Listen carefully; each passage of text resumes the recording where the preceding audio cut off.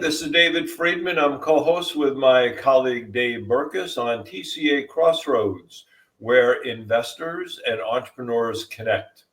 It's a great day today. I'm having so much fun, and I'm looking forward to our subject so much because it has relevance to what I'm working on at TCA. Well, thank you, David. We're going to ask you a little bit about that first, because we're going to diverge a little bit from what we normally do. We normally try and talk to the entrepreneurs and the investors about subjects about entrepreneurism and investing. And today it's about technology, and it's technology that can be used by both. And it is the latest in the kind of thing that is happening today. That's just a leader. I'll give you much more later. But David, tell me what you're doing. Yeah, so I was giving a couple of talks at the Angel Capital Association Summit and internally about using AI to triage applications that come into TCA. We get an awful lot of applications, as you know, from around the country and in Canada. Mm-hmm. And the question is, how do we take a look at those and analyze them? Which one should go directly into screening? Which one should we reject? Why should we reject it? Which one should go in pre-screening?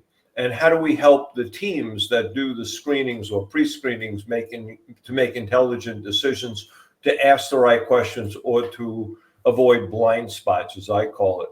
So I've been working with a team of people internally in TCA Venture Group to look at an AI custom GPT using a large language model. I said that on purpose because I know we're going to be talking about teeny tiny, well, not teeny tiny, but smaller language models.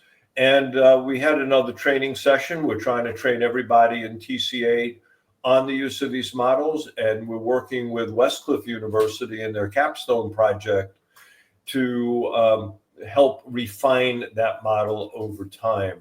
So I'm extraordinarily excited. We have run through about 35 different companies in the model. It seems to be working well. We can always improve it, and that's what we're looking for. But it's really important because we're using large language models now. I understand you want to talk about the small language models. So I'm going to turn it over to you, and then maybe I can ask questions along the way to see how SLMs are better than LLMs, and then why, who, for what purpose. But I'm excited to listen to you. Then I'll take over and I'll do my thing. And if you'll let me put the presentation up, we'll go for it right now. Perfect. There we go. Small language models. So here it is, May 2025. I hope you're looking at this sometime around May 2025. But small language model is the answer for big corporations as well as individuals. And there are ways in which, and I'll show you examples of, ways in which we overcome the two biggest objections to the large language model. And the first one is it could mean a leakage of information that you want to keep for yourself. Take General Motors, that would not like to have a lot of their secrets in the ability for other people to copy. And number two, if it's not just private, how about whether these models themselves are going to hallucinate and use information from the outside world and maybe misinformation from the outside world to damage your own information? I can answer both of those. And I'll give you examples because I've done it twice now for myself, of small language models. It's a term that is kind of brand new, but it represents the personalization of what we've seen in these early couple of years worth of the beginnings of AI. So let me take it from there and begin to show you what we're doing. So our agenda really quickly is to define them, to show the benefits of them, the limitations of them, give you a few examples, and say how they can replace these large language models for specific tasks. And that's what's important, because then I'm going to give you a demo of how I've done it twice and how I've limited these kinds of models and made them work. So What are SLMs? Well, first of all, they are, as I just described it, ideal for individual and also corporate, but individual company or personal use. And they're language models designed for specific tasks, and therefore they can be smaller in size. It doesn't have to have 5 trillion words used to the model work. It can be your own works and the very few things that you propose. And I'll show you that. And it can be trained on smaller data sets and are optimized for efficiency and accuracy in their domain. So what are the benefits? Well, number one, they can be used offline where large language models cannot. They can be hosted on your own server.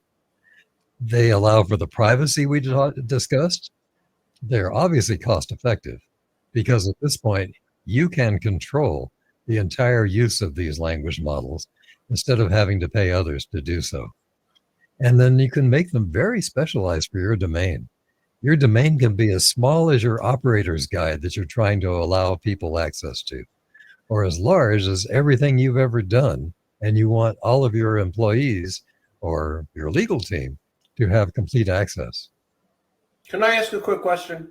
Sure, anytime, David. Please just interrupt. So I'm trying to understand the SLM. It sounds like it's sort of like almost like your own personalized Google Drive. What's the difference between a personalized database? You mentioned, like customer service and support versus having all this information in my database, which I can search on, versus, an SLM. Two things. Number one, if you have a partition of an AWS database and you know that it is totally yours and nobody else could ever violate it, that would be the same thing as having your own hosted SLM. So that's number one. And number two is if you were able to guarantee that the system wouldn't hallucinate by trying to take data from somebody else, you would be able to have it fenced within your own data. Those are the two things. Give an example for those people who don't understand what hallucination means and why this is becoming a problem within the LLM community. If you go to Chat GPT-4o, ask it to tell you something about a particular subject, sometimes you're going to see that it's telling you something way outside what you know to be the truth, especially if you're an expert in that subject. If you go to DALL-E 3, or Copilot, or one of the other ways of generating an image, look at the number of fingers on the hand, and you're going to find that many of these illustrations have 6 fingers or 4 on the hands of the subject. I have had that happen a couple of times since all of my blogs now are illustrated. Yeah, look at mine. Okay, David, I get the point. I had an airplane that I had illustrated and it didn't have a landing gear on one side. So let's get back to it. But those are the kinds of limitations that can happen with hallucinations. So these models are simplified. They can be interpreted in different ways. They don't always cover everything in detail. They can miss vital details. And models are approximations. So let's try and prevent that from happening and prevent those limitations by trying to do an SLM, which again, we're going to describe. So what are examples? This is well beyond most of us, and I'm just going to cover a few of them. Microsoft has a family of these called Phi-3. They charge for it. They're known because they have a balance of size and performance and cost effectiveness. Meta has a free model called Lemma, which many of us have heard about because a lot of the open source code is made using the Llama model. And then there's Windsurf, which is a coding startup. They were acquired recently by OpenAI for $3 billion, and they just launched a thing called SWE1.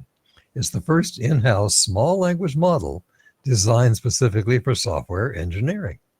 And so these things sometimes are very, very specific about what they can do. And I'll show you 2 examples which aren't so specific. So are these really like specialized LLMs, or is it something different than a specialized LLM?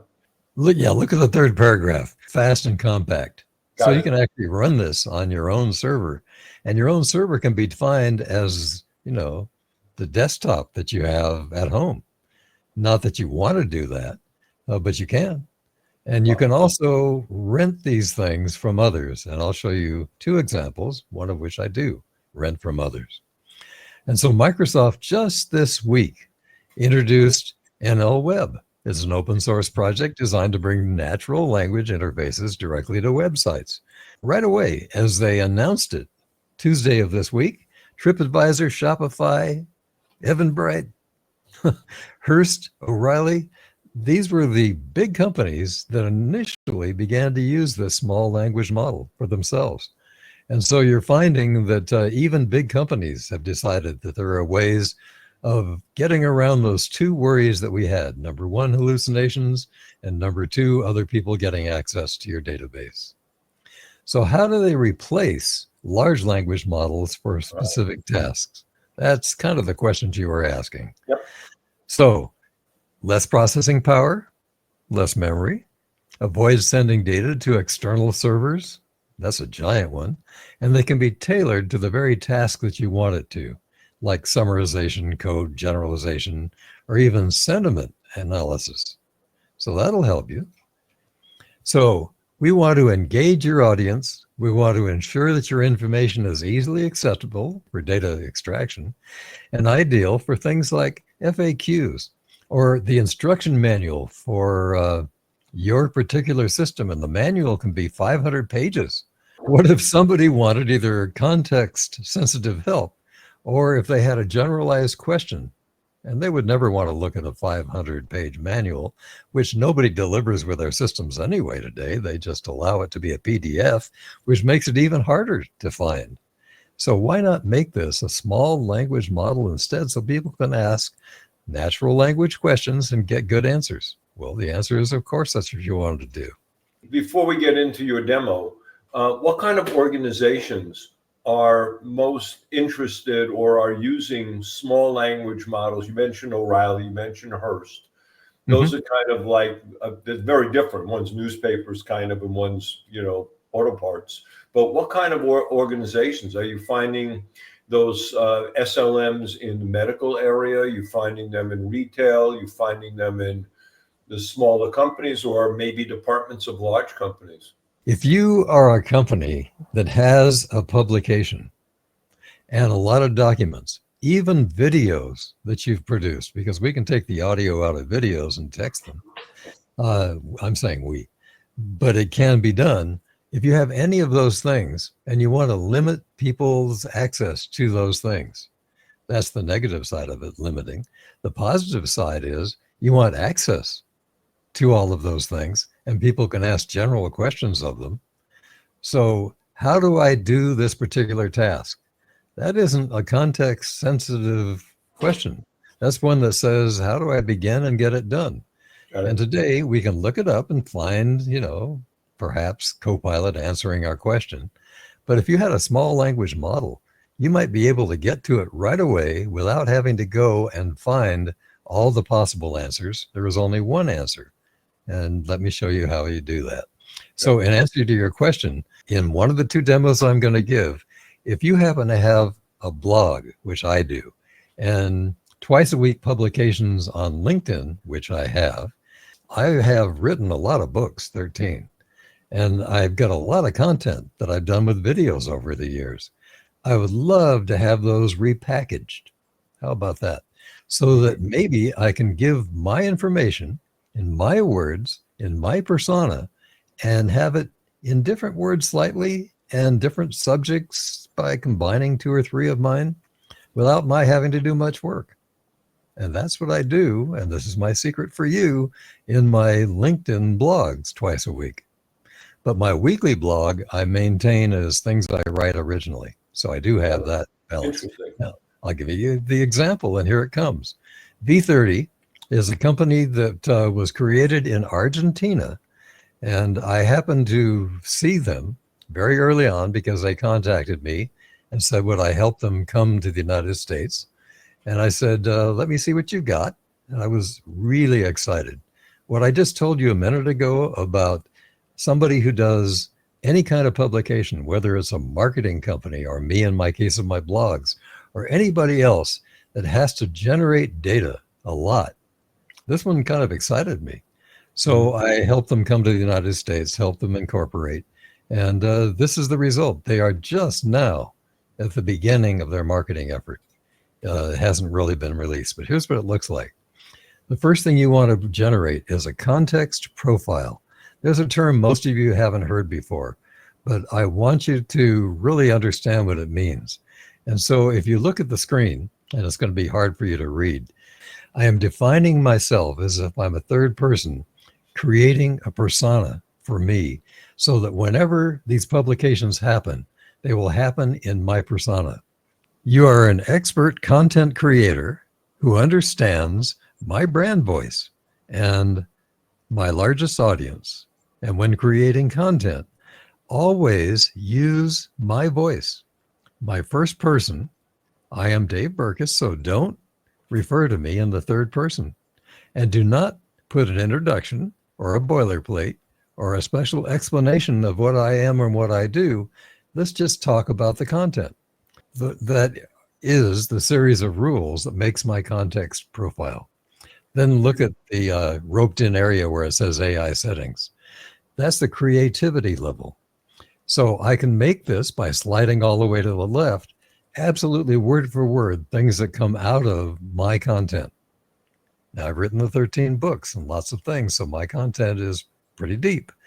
But if this were a marketing company and they had a client that was General Motors, you might take General Motors and all of the advertising content that they've generated over all the years and load it. And I'll show you how to do that in a minute. Or you can move toward the center and have it have a little bit of access to the outside world to be able to take your information and add to it. Or all the way to the right, and then balance all of these things, your content with other content that really reinforces what you've said. So you can have that kind of control. Then look right below it under response length, if you can see it on your screen.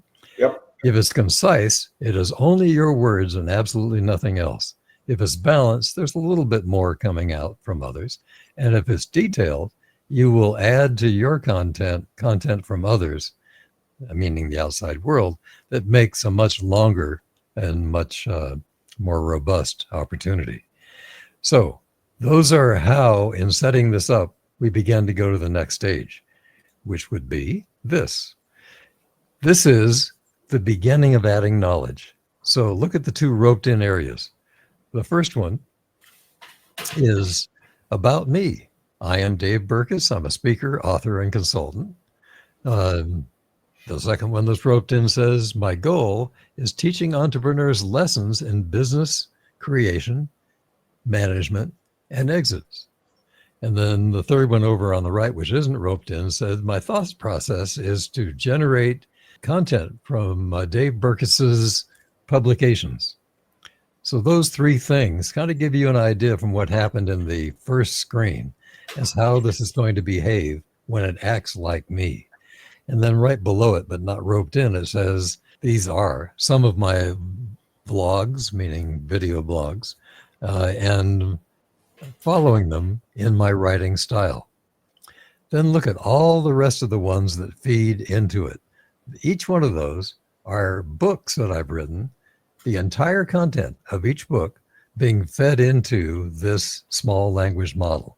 So those are the names of the books. And there is a third one or a fifth one down there that is from my own page that I have right now in video. And so on several video platforms, those pages generate videos which have audio, and the audio is turned into text. So Well, now it seems pretty easy to set this up, isn't it? very. Look over at the lower right-hand corner where it says add knowledge. Got it. And you just click on it and you upload a PDF or you upload a Word document. Or virtually how I started was by uploading the name of the URL of my website. Okay, it's that easy. Now I want you to look at the next page. And this next page is what was created based upon what we just did. And this is a calendar of the month. And you'll notice in that every day it shows you a subject, your kind of a subject, one that is based on your data, that it suggests that you post on. So if you happen to be a marketing company and you represent a client who has a lot of data that you just loaded, and you want to give daily marketing impact statements or postings to various sites, it'll suggest the title first, and I'll show you much deeper in a moment. So see the one that is circled? It is scalability, the key to a successful exit. Many of you know that I write a lot about exits. It's one of the things that I coach my companies about. And we at TCA Fund are very anxious to make sure that entrepreneurs realize that they should be planning toward an exit even as they form their company. So here is something I want to write about.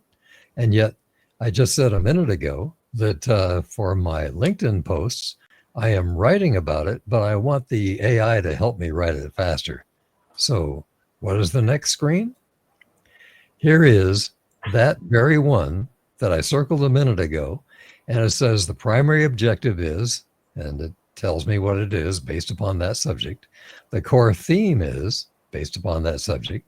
The strategic content type, the key message, the call to action, and the business goal. All of those things it's going to try and define based upon that one sentence that is the posting for the day. So I click, and here comes that posting, but it's not complete yet. So if you look at the right-hand side, it can either be a short YouTube script that you'll read and become your YouTube video, or an Instagram story, or a Facebook post, or the one I do, which is a LinkedIn newsletter.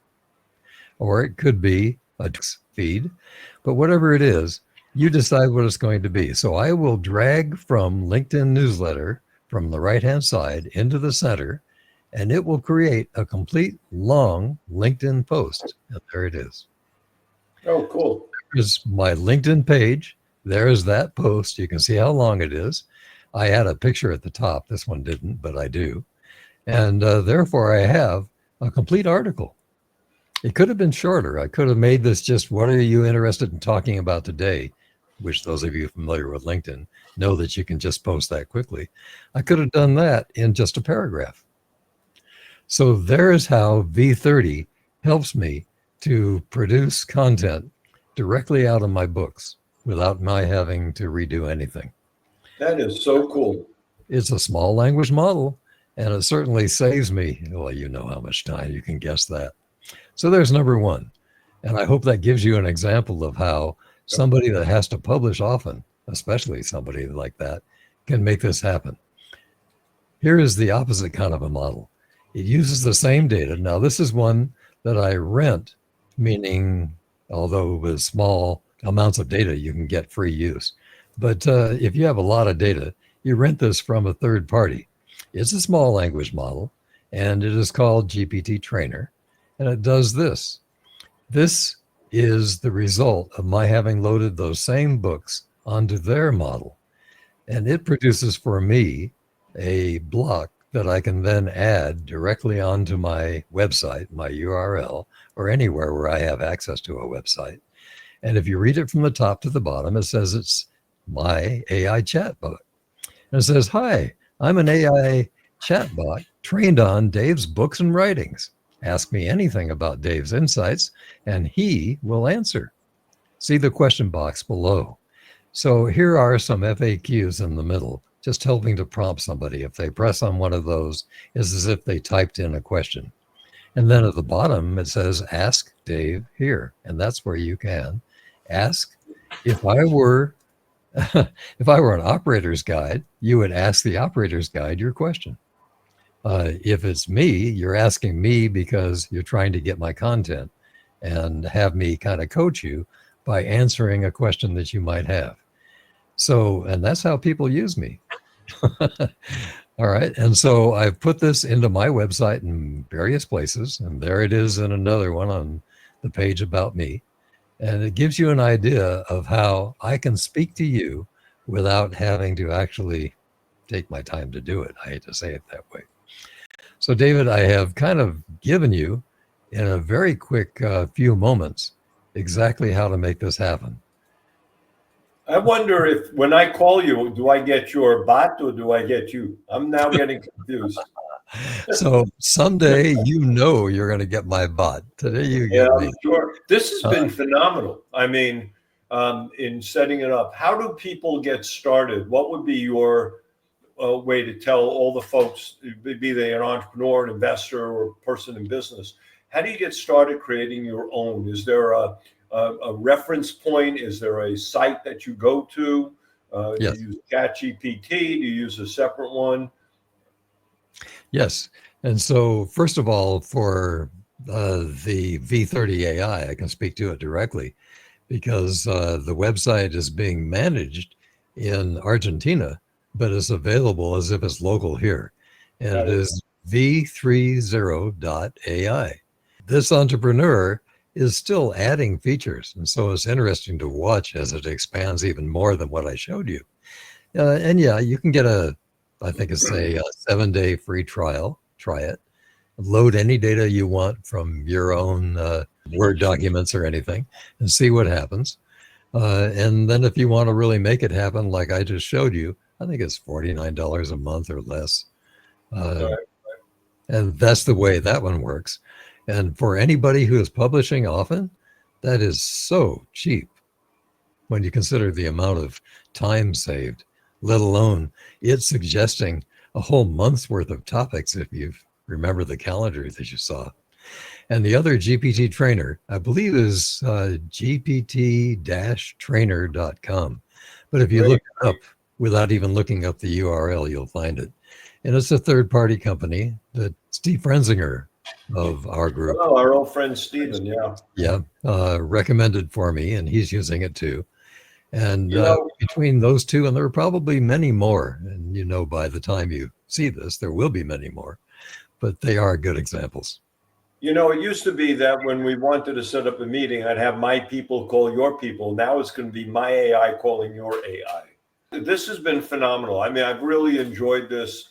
And now that I see what's behind the curtain, I figure you're like the Wizard of Oz. I mean, I didn't realize I thought you were working like a whirling dervish, day and night, weekends, holidays to produce all this material while you are really smart using technology to your advantage. And I Well, commend you for that. And I know that this is going to be really useful to a lot of people, both the entrepreneurs, the investors, and just general people who want to get into using AI for their creative success.